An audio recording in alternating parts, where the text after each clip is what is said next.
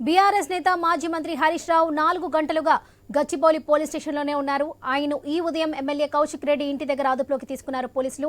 ఇదే విషయానికి సంబంధించి మరిన్ని అప్డేట్స్ మా ప్రతినిధి రవిచంద్ర ప్రస్తుతం గచ్చిబౌలి పోలీస్ స్టేషన్ దగ్గర అందిస్తారు. రవిచంద్ర, చెప్పండి, ప్రస్తుతం అక్కడ ఉన్న అప్డేట్స్ ఏంటి?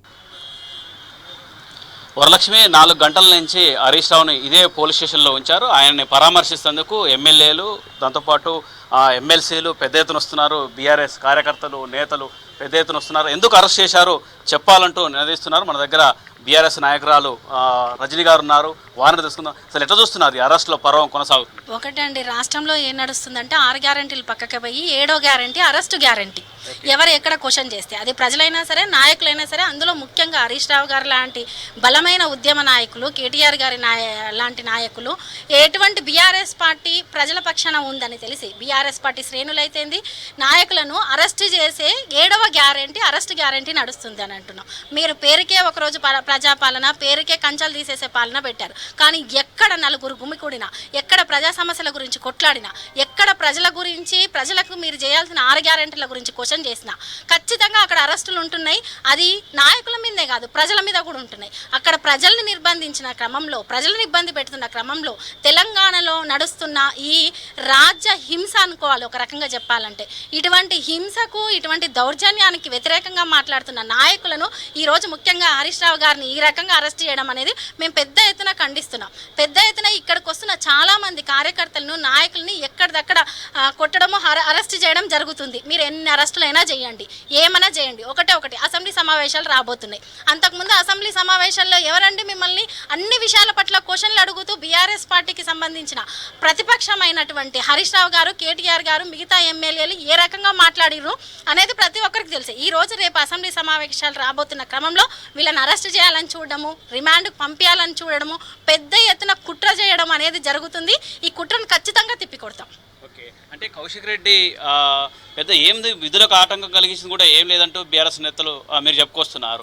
అయితే వాళ్ళు విధులకు ఆటంకం కల్పించారు కాబట్టి కేసులు పెట్టామంటూ పోలీసులు చెప్తున్నారు. ఎవరు వర్షన్ కరెక్ట్ అనుకోవాలి? ఒకటండి, ఇప్పుడు మేము కేసు పెట్టడానికి వెళ్ళినప్పుడు, ఇప్పుడు కౌశిక్ రెడ్డి గారు కేసు పెట్టడానికి వెళ్ళినప్పుడు ఒక ఎమ్మెల్యేగా మామూలు సాదాసీదా ప్రజలకు కూడా వాళ్ళు ఏదైనా కేసు పెట్టడానికి పోలీస్ స్టేషన్కి స్వేచ్ఛగా వెళ్ళే హక్కు లేదా అని అడుగుతున్నాం. మేము కేసు పెట్టడానికి వెళ్ళినప్పుడు మీరు కేసు తీసుకొని ఎఫ్ఐఆర్ ఫైల్ చేయండి, ఏంటా కేసు ఆరా తీయండి, ఎందుకు వచ్చారని పోలీస్ స్టేషన్కి ప్రతిపక్ష నాయకులు అడుగు పెట్టద్దు. అడుగు పెడితే మేము అరెస్ట్ చేసి తీసుకొస్తేనే అడుగు పెట్టాలి అన్నట్టుగా పోలీసు వ్యవస్థ ఉంటే, ఆ పోలీసు వ్యవస్థను మీ చేతుల్లో, మీ గుప్పిట్లో పెట్టుకొని మీరు ఆ రకంగా నడుపుతుంటే, ఇంతకుముందు 10 ఏళ్ల పాలన చూసాము, ఫ్రెండ్లీ పోలీసును చూసాము, షీటింగ్ పేరుతో భద్రత పోలీసును చూసాము. కానీ ఇప్పుడు పోలీసును ఏం చూస్తున్నామంటే, ఇప్పుడు జర్నలిస్టుల మీద కావచ్చు, ప్రజల మీద కావచ్చు, ప్రతిపక్షాల మీద కావచ్చు, బలమైన నాయకుల మీద, ఉద్యమకారుల మీద, తండా, గిరిజన, ఎస్సీ, ఎస్టీ, బహుజన బిడ్డల మీద ఈరోజు లగచర్లలో చూశారు. ఎక్కడ చూడలేదండి, అశోక్ నగర్లో నిరుద్యోగుల పరిస్థితి చూశారు.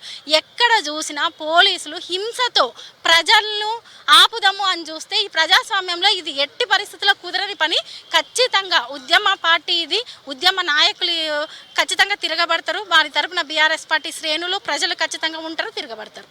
గతంలో కూడా కౌశిక్ రెడ్డిని అరెస్ట్ చేసినప్పుడు కేటీఆర్ లేరు. ఈసారి కూడా ఆయన కేరళ ఉన్న సమయంలో, ఈసారి కూడా అంటే కేటీఆర్ లేని సమయంలోనే ఈ అరెస్ట్లో పర్వం కొనసాగుతుంది. అంటే వ్యూహాత్మకంగా వెళ్తుంది అనుకోవచ్చా రేవంత్ రెడ్డి? ఒకటండి, వ్యూహాత్మకంగా మేము పాలన చేయమంటున్నాం. వ్యూహం ఎక్కడ అవసరం అంటే ప్రజల శ్రేయస్సుకు అవసరం, వ్యూహము ప్రజా పాలనకు అవసరం. మీరు ప్రతిపక్షాలను అనగదొక్కాలని చూస్తే, ఇది ప్రజల పక్షాన నిలబడ్డ పార్టీ. మీకు తెలుసు 10 ఏళ్ల పార్టీ ఏ రకంగా పనిచేసింది. అంతకుముందు ఉద్యమంలో ఎన్ని పదవులను తునప్రాయంగా వదిలేసింది, ఎన్ని అరెస్టులను భరించింది అనేది అందరికీ తెలిసిందే. ఈ రోజు రేవంత్ రెడ్డి గారిని మేము ఒకటంటున్నాం, మీ ఎత్తుగడలు, మీ జిత్తులు అనేవి మా పార్టీ నాయకుల మీద లేదు. ఈ రకంగా కేటీఆర్ గారు లేనప్పుడు, లేదు హరీష్ రావు గారిని అరెస్ట్ చేసి లోపల ఉంటే బీఆర్ఎస్ పార్టీ శ్రేణులు ఎక్కడన్నా భయపడతారేమో అనుకోవడం, ఇదంతా మీ భ్రమ అని చెప్తున్నాం. మేము రెండే చెప్తున్నాం. కొత్తగా రేవంత్ రెడ్డి గారికి ఎవరో శత్రువు అవసరం లేదు. రేవంత్ రెడ్డి గారి నోరు, రేవంత్ రెడ్డి గారి బుద్ధే రేవంత్ రెడ్డి గారికి శత్రువు అని మేము చెప్తున్నాం. ఓకే, ప్రతి సభలో కూడా రేవంత్ రెడ్డి హరీష్ రావును టార్గెట్ పెడుతున్నారు, కేటీఆర్ టార్గెట్ పెడుతున్నారు.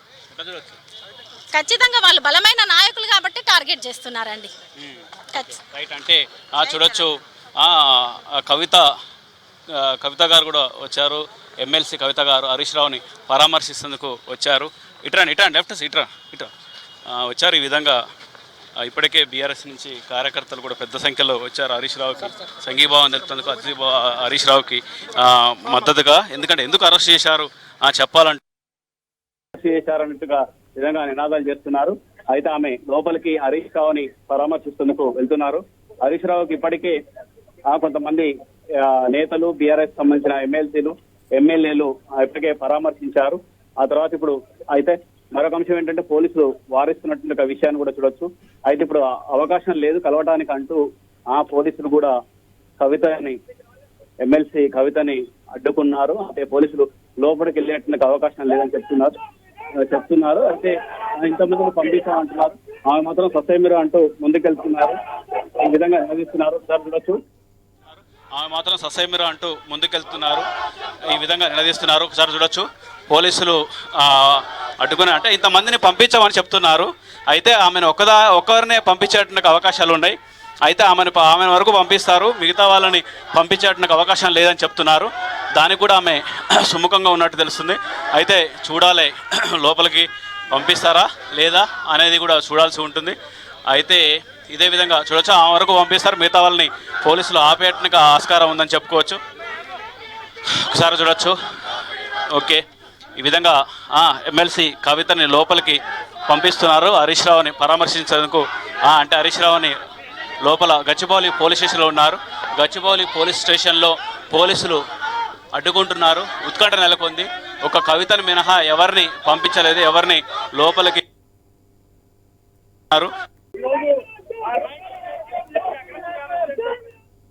చేతకాక ఈరోజు మా నాయకులను అరెస్ట్ చేసి అక్రమంగా అరెస్ట్ చేసి లోపల పెడతా ఉన్నారు.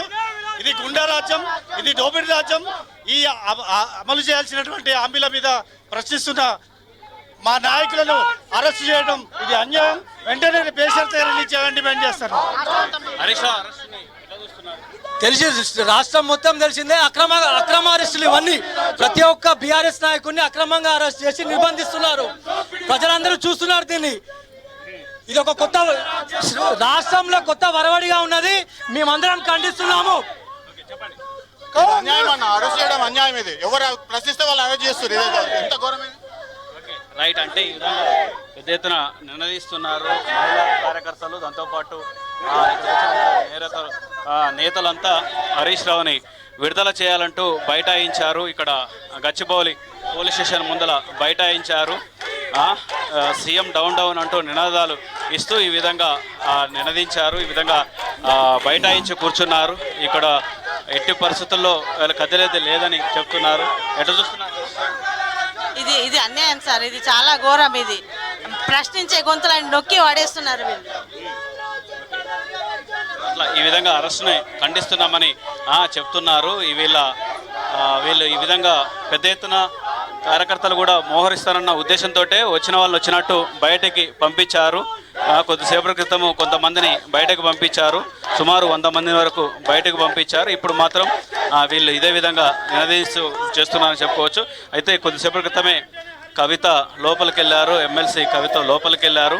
ఆమె బయటకు వచ్చిన తర్వాత మీడియాతో మాట్లాడే అవకాశం ఉంది. హరీష్ రావుని ఏ విధంగా అరెస్ట్ చేశారు, ఎందుకు అరెస్ట్ చేశారు, ఎందుకు గచ్చిబౌలి పోలీస్ స్టేషన్కి తీసుకొచ్చారని చెప్తున్నారు. అట్లా ఇది ఇక్కడ ఉన్నటువంటి పరిస్థితి అని చెప్పుకోవచ్చు. ముఖ్యంగా రేవంత్ రెడ్డిని టార్గెట్ పెట్టి నినాదాలు చేస్తున్నారు. సీఎం వెనకాల ఉండి అరెస్టులు చేస్తున్నారంటూ కూడా చేస్తున్నారు. ఒకసారి నినాదాలు కూడా వినొచ్చు. వాళ్ళు వేసేట నినాదాలు కూడా చూడొచ్చు.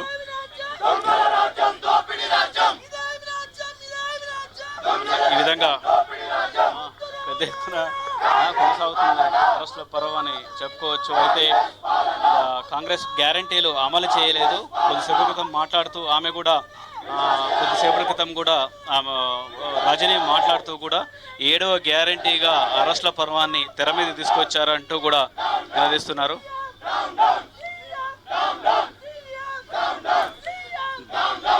గచ్చిబౌలి పోలీస్ స్టేషన్ దగ్గర ఒక్కొక్కరుగా కార్యకర్తలు వస్తున్నారని చెప్పుకోవచ్చు. వాళ్ళని మాట్లాడించడానికి ప్రయత్నం కూడా చేద్దాం. ఓకే, అట్లా హరీష్ రావును వెంటనే విడుదల చేయాలంటూ నినాదాలు చేస్తున్నారు. అయితే సంబంధించిన విధంగా చూడొచ్చు. వాళ్ళని మాట్లాడించడానికి ప్రయత్నం చేద్దాం.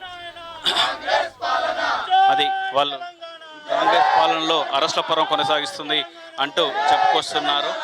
దాంతో వీళ్ళని మాట్లాడే ప్రయత్నం చేద్దాం.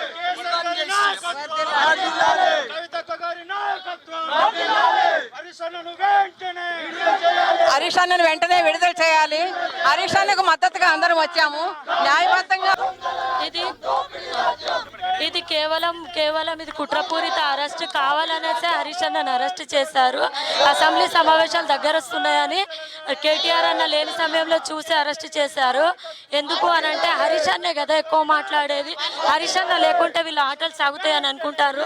వీళ్ళు 6 గ్యారంటీలు అనేది అమలు చేయకుండా కావాలనేసి ఆ టాపిక్ను డైవర్ట్ చేయడానికి పూటకొక నాటకం ఆడుతున్నారు. ఈసారి ఎట్లకన్నా హరీష్ అన్నను విడుదల చేయాలని మేమందరం కోరుకుంటున్నాం. హరీష్ రావుని తొందరలో విడుదల చేయాలంటే అనవసరంగా ఇట్లా అరెస్టు చేయకూడదు. ఆయన న్యాయంగా పోరాడుతున్నాడు, న్యాయంగా మాట్లాడతాడు. ఇలా 10 సంవత్సరాలు ప్రభుత్వం వేలినోడు అసలు అన్యాయం అనేది అరికడతాడు. అన్యాయం అని అడగనికపోతే అరెస్టు చేయడం ఇది పద్ధతి కాదండి. ఇది లెక్కగా సీఎం గారు మీరు ప్రతి అడుగడుగున అరెస్టు చేసి ఏం చేస్తారు? మీరు ఇంకా చూకగా తయారైపోతున్నారు. మీరు వెళ్తేనే హరీష్ రావుని విడుదల చేయాలని కోరుకుంటున్నాం. జై తెలంగాణ. హరీష్ రావుని విడుదల చేయకపోతే పరిణామాలు చాలా జాగ్రత్తగా ఉంటాయి. ఎంతకన్నా తెగించిన నీ 8వ పథకం అరెస్టుల పథకం నువ్వు దొంగ. ఈ తెలంగాణలో ఈ బంగారు తెలంగాణలో ఒక దొంగ ముఖ్యమంత్రిగా నీవు ఉన్నావు. అక్రమ అరెస్టులు చేయడం నువ్వు మొదలు పెట్టినావు. మేమేందో నీకు చూపిస్తాం. ఖబర్దార్ రేవంత్ రెడ్డి. ఇది ఇక్కడ ఉన్నటువంటి కార్యకర్తలు చెప్పేది. బీఆర్ఎస్ కార్యకర్తలు హరీష్ రావుని విడుదల చేయాలి, విడుదల చేసేంత వరకు మేము కదిలేది లేదంటూ ఇక్కడ భీష్మించి కూర్చొని నినాదాలు చేస్తున్నారు. అయితే హరీష్ రావును పరామర్శిస్తూ ఇప్పటికే చాలామంది ఎమ్మెల్యేలు, బీఆర్ఎస్ సంబంధించిన ఎమ్మెల్యేలు, ఎమ్మెల్సీలు పోయారు. కొద్దిసేపటి క్రితం ఎమ్మెల్సీ కవిత కూడా లోపలికి వెళ్ళారు, పరామర్శించారు. హరీష్ రావుతో మాట్లాడిన తర్వాత వచ్చి ఆమె ఏం మాట్లాడతారో, ఆమె ఏం వ్యాఖ్యలు చేస్తారు, ఆమె దీనిపై ఎలాంటి వ్యాఖ్యలు చేస్తారో ఉత్కంఠ కూడా కార్యకర్తలు, నేతలు ఉందని చెప్పుకోవచ్చు. ఇది గచ్చిబౌలి దగ్గర ఉన్నటువంటి యొక్క పరిస్థితి. Thank you. కౌశిక్ రెడ్డి ఇంకా బంజారా హిల్స్ పిఎస్లోనే ఉన్నట్లుగా తెలుస్తుంది. మరి కాసేపట్లో కౌశిక్ రెడ్డిని ఉస్మానియా ఆసుపత్రికి తరలించనున్నారు. వైద్య పరీక్షల అనంతరం నాంపల్లి కోర్టులో ఆయనను హాజరుపరిచే ఛాన్స్ ఉంది. ఇప్పటికే కౌశిక్ రెడ్డి భార్య బంజారా హిల్స్ పిఎస్కు చేరుకున్నట్లు సమాచారం.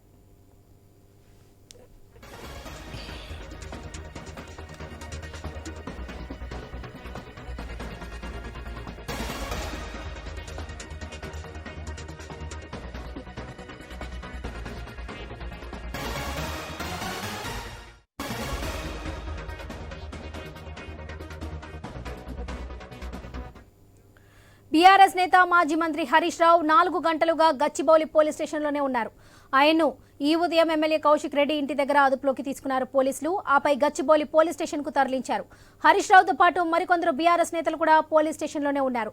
హరీష్ రావు ఇతర నేతలకు మద్దతుగా బీఆర్ఎస్ శ్రేణులు పెద్ద సంఖ్యలో గచ్చిబౌలి పిఎస్ కు చేరుకుంటున్నారు.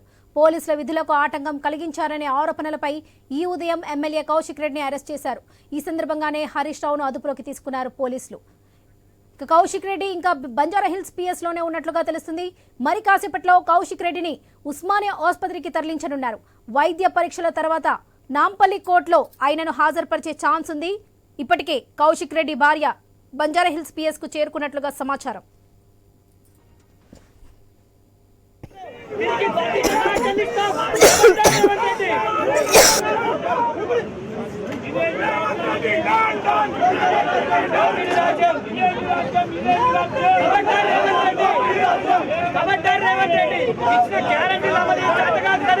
తెలంగాణ ప్రజల కోసం తెలంగాణ